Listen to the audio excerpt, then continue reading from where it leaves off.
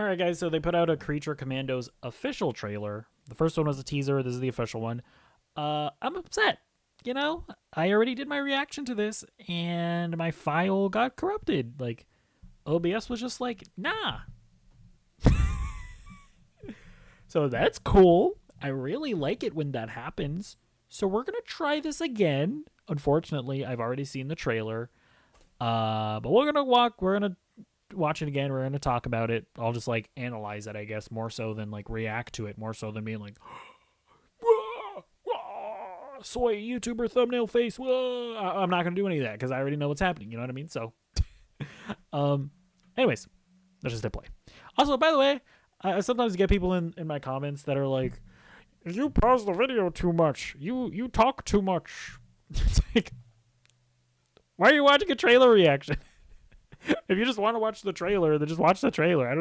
I don't understand people that are like watching somebody, presumably watching them to hear their thoughts about the trailer, and then you're like mad that they're not just sitting there silently watching it.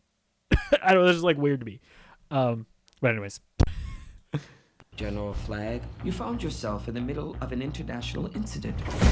Oh, princess. Yeah, so, oh no, sorry, there's actually something to talk about right off the bat. So, for people that don't know, this is Rick Flag Sr., who is the father of Rick Flag from the Suicide Squad in Peacemaker Season 1. Or not Peacemaker Season 1, sorry. But Peacemaker I'm already making this way more confusing than it necessarily has to be. The Rick Flag that got killed by Peacemaker in the Suicide Squad, this is his dad. And he's being voiced by Frank Grillo, who will also be in Peacemaker Season 2, where he's going to be like confronting Peacemaker about that. So I like that right off the bat. We're already like, there's a lot of interconnectivity going on within this universe. And he's also going to be in Superman as well, because I saw the set photos where he was in there, like Frank Grillo, the actor, not an animated character Who Framed Roger Rabbit style. Of an international incident. And obviously, Princess. that was Viola Davis as Amanda Waller as well, which, again, all of this is very confusing. I'm not going to deny it.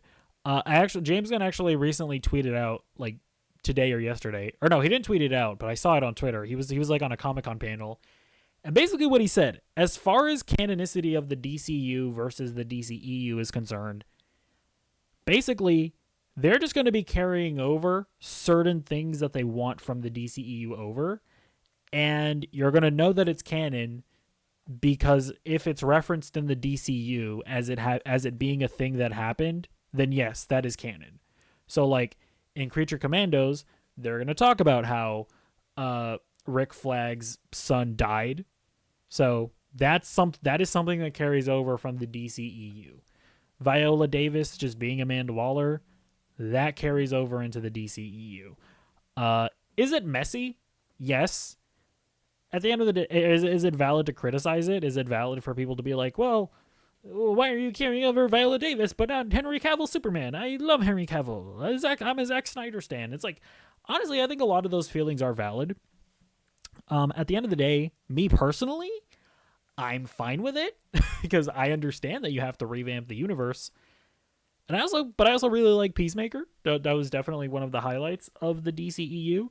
So it's like, I also am not mad at them carrying over, some of those elements. Right. And because that's the thing, right? Like characters like Peacemaker and Rick Flag, they're not like super duper important characters, right? Like Superman and Batman and Wonder Woman, like those are like the faces of the DCU. So them being new actors immediately tells you that this is a new universe. Yes, some of the stuff on the edges carrying over is confusing, but I guess the way that I think it's working is that this is just multiverse stuff where this is another universe. Some events may have happened as well in this universe. Some characters may be played by the same actors, so they look similar, but I don't think that they're going to be the exact same versions of the DCEU counterparts. I think that's how it all works, but yes, it is confusing. And also, this is Cersei here. I believe she's going to be the main villain of the series. And I also believe that she's a Wonder Woman villain usually, right? Cersei, because I think she's also in Greek mythology. So yeah, they're already, like, again, right off the bat with Creature Commandos, they're establishing that this is a DCU. This is a DC world, and they're doing a lot of world buildings, which I think is kind of cool. And yeah, I guess she's either, like, I think she might be kidnapping a princess or something. The United States is in the business of saving the damn world by any means necessary. What in the holy hell? Yeah, this is the Bride of Frankenstein, which, yeah, I think the Universal monsters just exist within DC canon in the comics. So, and I don't know that much about how that all works, but they're carrying that over into the DCU. Congress said we can't use human prisoners. They're not humans. Also, yes, the show is, like, right off the bat we're seeing here, it's very gory and brutal. It's very much like an MA-rated show, which I think is pretty cool. These assholes aren't human. It's also very funny to me that it's like they've gone from, we're sending the Suicide Squad out to do missions that soldiers aren't allowed to be sent out to do. So we're going to get villains. And now Congress has been like, that's also bad. Whoops. Bless me. And now they're just, like, being racist. And they're like, now monsters, on the other hand, well, they don't have rights. Who is she? We call her the Bride. I was born here. Yeah, so that's Frankenstein, right? Or Frankenstein isn't the name of the monster, actually, right? Is that not how Frankenstein works? I think Frankenstein is the doctor that made him, or something. I think? I don't know. But either way, I'm just going to call him Frankenstein. Yeah, so I guess he also exists, and I guess he, like, witnessed the Bride of Frankenstein being created. I kind of like this moment here where it looks like he's, like, feels sorry for her in some way. Who's Jason and the Argonauts? That's Dr. Yeah, it's Dr. Phosphorus. Phosphorus. Why are you doing this? This guy kind of feels like a mobster, right? So I was, because it seemed like he was a scientist or something. It kind of seems like maybe this, like, shady mobster guy, maybe Dr. Phosphorus wouldn't cooperate with him, maybe. And so he's, like, trying to kill him, but instead he turned him into a supervillain. Jason and the Argonauts. That's Dr. Phosphorus. Why are you doing That's the vibe that I'm getting, but I could be wrong. What is that then? The Weasel. We know it has what it takes to survive. Yeah, Weasel, we obviously saw him in The Suicide Squad, so it'll be fun to see him as, like, an actual character in this, because in The Suicide Squad, it's like he, like, immediately died. But then there was, like, a post-credit scene where he actually survived. That's Nina Mazursky. Daddy? So yeah, I wonder if this character is maybe, like, kind of like a mutant of some kind? It's Nina Mazursky. Because, Daddy? like, yeah, she calls him daddy. And it's like, is somebody birthing her? And did she just, like, come out as, like, a fish girl? And is he, like, just, like, surprised that, like, a fish girl came out of a lady's womb? So I wonder if they're, like, introducing mutants in some capacity. I mean, obviously they're not going to actually do, like, mutants necessarily, but it seems like she's not necessarily, like, a monster. You know what I mean? Kind of crazy that she's getting bullied too. I don't know. I've never understood bullying. I've never understood seeing like a lonely kid at school and being like, I'm gonna pick on him. Like, his life is not that great already. I'm gonna actively make it worse. Last one is G.I. Robot. Cheers to the Tin Man. Yeah, so G.I. Robot, he's honestly, like, the most interesting character.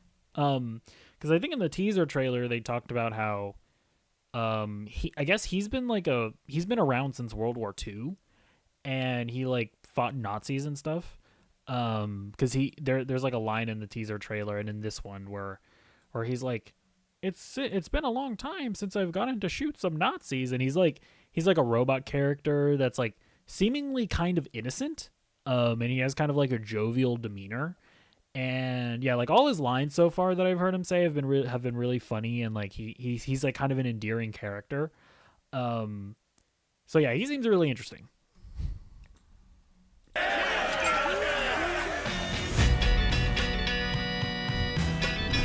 I know you all aren't exactly enthusiastic about this mission. I didn't realize I had a choice. You said you wanted me to be a hero. Not like that. Yeah, I love that, like Frankenstein just like snapping the neck. That's really cool. With a joy that's hard to hide. Until we find out the truth of what's going on here. We're supposed to be on the same damn team. G.I. Friend Nina. Yeah, see, like I really like that moment there. Like he just seems like kind of an innocent character. So yeah, I don't know. G.I. Robot so far seems like the coolest character. Nina. That's a really cool shot, like the bullets melting, or yeah, like before it reaches him. Like that's just a really cool shot. So it's like it seems like he's bulletproof, but he might not be bulletproof. Like maybe if you shot him with like bullets that are made out of something that wouldn't melt, like maybe they would actually hurt him. Shish kebab. I'm just a soul whose intentions are good. This seems Don't be really so cool. hyperbolically violent. You need therapy.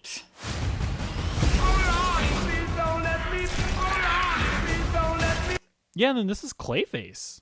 Like it's just straight up Clayface.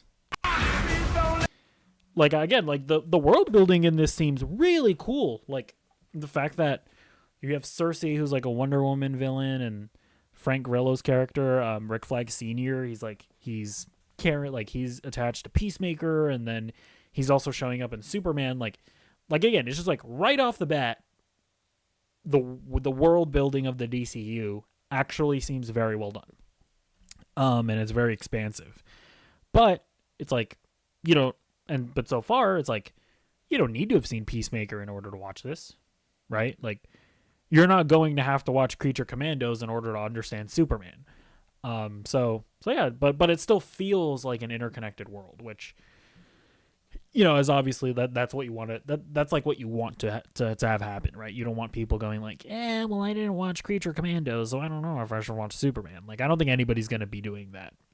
But yeah, and it's really cool that Clayface is just there, and he is just like a clay monster. I know there's been a lot of complaining around the Robert Pattinson Batman that you have people that want the more fantastical elements in Batman, and they're like, I'm so sick of grounded, gritty, realistic Batman. And I understand that sentiment just because we had a lot of that with the Christopher Nolan Batman.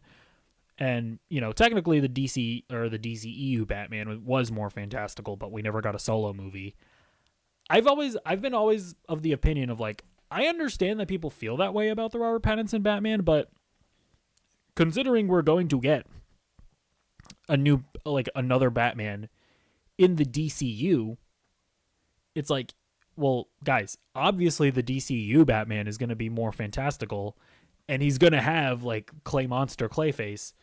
So if anything, if we're going to have two Batman that are going on at the same time, Robert Pattinson Batman should veer even deeper into the fantastical elements. Like he should be gritty and grounded and realistic, and then let the DCU Batman have him fight the more fantastical villains and whatnot. So that, like, I've always had that perspective, but it's kind of cool to see my perspective being validated here, where it's like, yeah, like yes, like Clay Monster Clayface, if it's gonna happen, it's gonna happen in the DCU. You shouldn't be expecting it to happen with the Robert Pattinson Batman.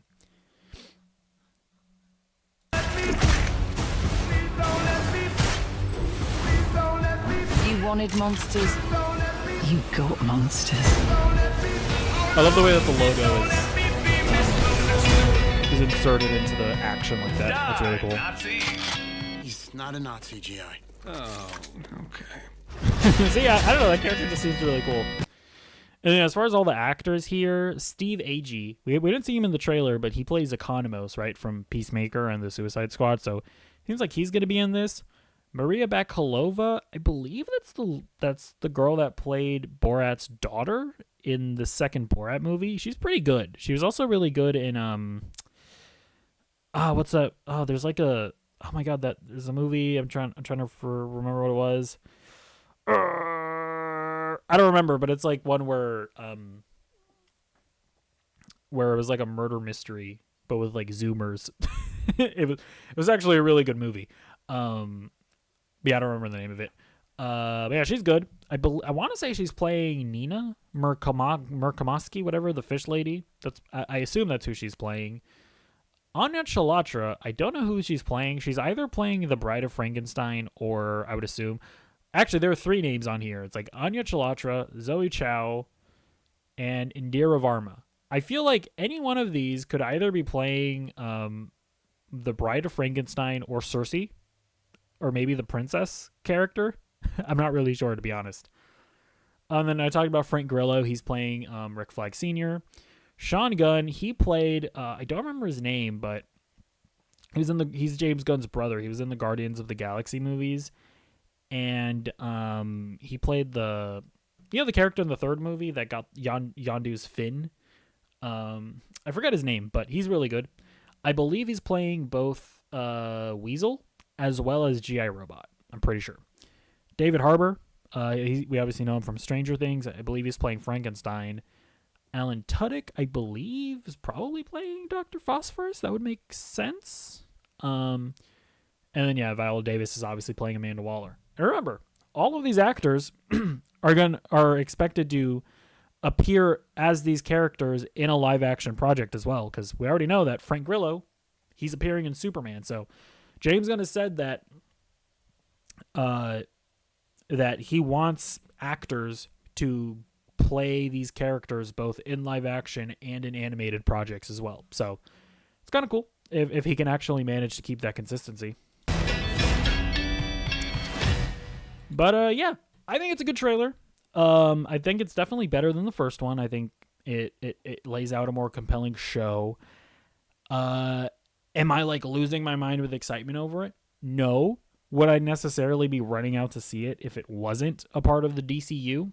Probably not, but I still think it looks good, and I just really like James Gunn, so I just assume that it's going to be great. So, we'll see. Let me know what you think in the comments down below, and I'll see you in the next video. Goodbye.